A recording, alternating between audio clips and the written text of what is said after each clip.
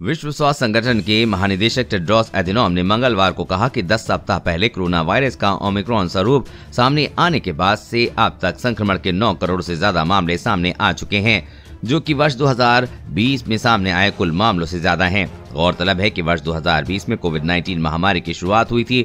WHO के महानिदेशक Tedros Adhanom Ghebreyesus ने आगाह किया है, हालांकि ओमिक्रॉन वायरस के अन्य स्वरूप जितना घातक नहीं है, फिर भी इससे बचकर रहने की जरूरत है।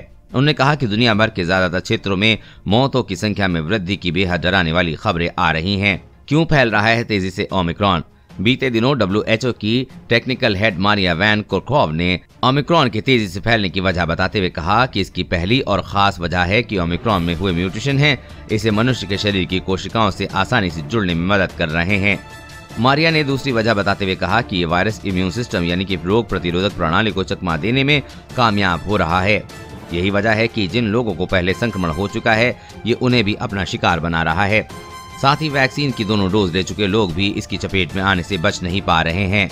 तीसरी वजह यह है कि ओमिक्रॉन पर रेस्पिरेटरी ट्रैक्ट को प्रभावित कर रहा है और यही रेप्लिकेट भी कर रहा है, यानी ये वायरस ऊपरी श्वसन तंत्र को अपनी गिरफ्त में लेकर यहीं अपने जैसे दूसरे वायरस अपनी कॉपीज बना रहा है।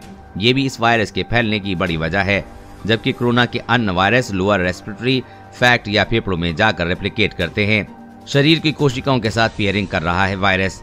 आपको याद होगा कि कोविड-19 जब शुरू हुआ था, उस समय इस बात पर काफी कुछ कहा गया था। वायरस ह्यूमन सेल से जुड़ने के प्रयास में तेजी से सेल्स को डैमेज कर रहा है। हालांकि ओमिक्रॉन उतना विकसित वायरस है कि ये आसानी से शरीर की कोशिकाओं के साथ पेयरिंग कर रहा है। कोरोना वायरस और कोरोना वैक्सीन से जुड़ी हर अपडेट पाने के लिए चैनल को सब्सक्राइब करें।